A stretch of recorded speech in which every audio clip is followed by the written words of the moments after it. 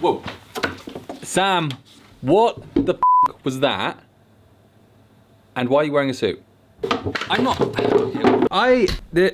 So, how do I put this?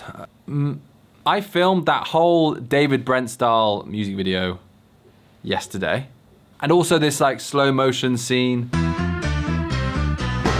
which I might just drop on you randomly at some point. So yeah, look out for that. This took all day yesterday. I'm talking like 5-6 hours, something like that. And then I got into the edit. I drafted it up and I was just like, oh my God, I hate it.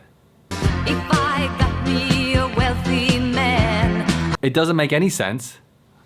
I hate it. And I didn't realize any of that when I was filming it, which is weird. But yeah, this time I don't know, I don't know what happened. It was just weird, it was weird, it was weird. It came in the edit and I was just like, oh my God, yeah, this is strange. This is a strange thing. Ooh. I'm gonna talk about it more on my podcast tomorrow, but yeah, just for now, let's crack on with the video. The first time I started making videos and people paying me for it was when I was a student. And I remember looking at this pint and thinking, wow, that shitty little video you just made has transformed into this pint. That fun little hobby that you like to do can actually form into other things. Now, don't get me wrong, you know, there's a long way to go from buying a pint to something that's actually gonna cover your monthly overheads. But the message was clear. Make videos, make money. And so that's exactly what I did. Day in, day out, I climbed that ladder. Experience, up. Day rate, up.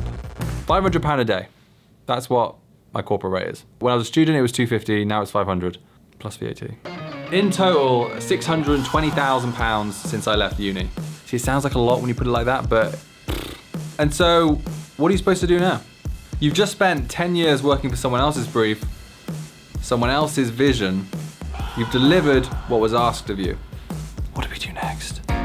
You keep climbing that fucking ladder and you make them money.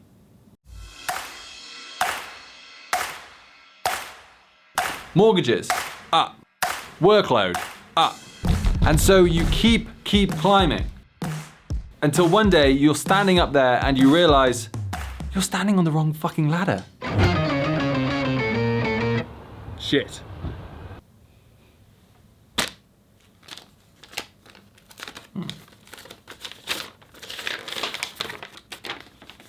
Sam, how are you paying for this shit?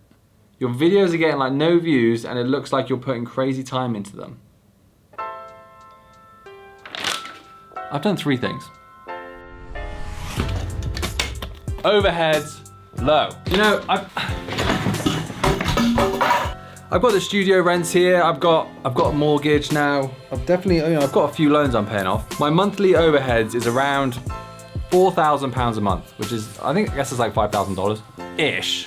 Okay, ish. I can't say I keep the closest track of my finances. For business, that's not too bad. The lower your overheads, the less money you need to make in order to make the videos you want to make for a living. So don't buy pointless shit, is basically what I'm saying.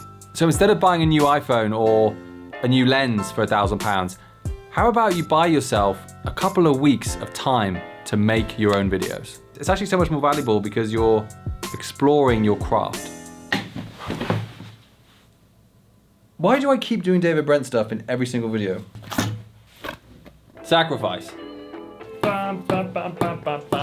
Transitioning into a new thing, something that your gut is like telling you is the right thing to do, isn't easy. I push and I push every hour of every day. When I'm brushing my teeth, I'm thinking about videos. When you talk to me about something, I'm thinking whether or not what you're saying can be turned into a video. You consume yourself with video content in every waking hour that you can, and that is sacrifice. Another example. My sister tried to phone me twice on Monday and I declined the call both times. I had to get the video out. She has a newborn and is probably quite lonely and bored. In that moment, I chose the video. At the end of the day, you are only human and you can only do so much. You have to prioritize and be strict with your time. It's definitely not easy, but yeah, it's just the nature of how time and energy works. And finally, push hard. No one is gonna give you shit. You have to force it out. Those two phrases don't.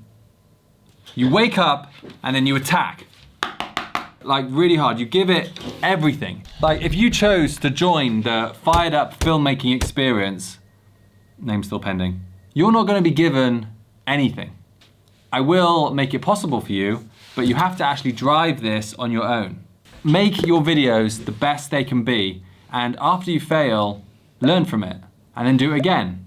Learn from it, and do it again. Probably 100 times over.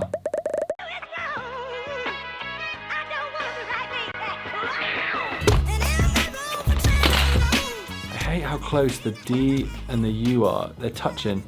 That really bothers me. I'm getting like 1,000 views a video-ish. Those numbers are laughingstock on YouTube. Way too low. Google AdSense will pay me $2 per 1,000 views. That's like $2 a video, basically. I don't think that's gonna be enough. So what I've done is build a product around a message that I believe in, something that I learned after climbing that first corporate ladder. And it's a message that I think is resonating with people. It's not a $20 t-shirt or a hat, although that would be cool at some point. But it's a high value digital product with low overheads. And with a product like that, instead of, okay, the undressing thing is kind of strange. Instead of looking at AdSense and brand deals and being like, oh, I need to get 100,000 views a video before I can even think about quitting my day job, to all of a sudden being like, okay, if I can sell 15 of these products a month, which is currently 1% of my audience, then maybe I have a chance of getting my ass up a ladder I want to be on. None of this is supposed to be easy though. You know, we all have our own path and our own ladders and our own stories that we're trying to like figure out in order to make this whole system of life work.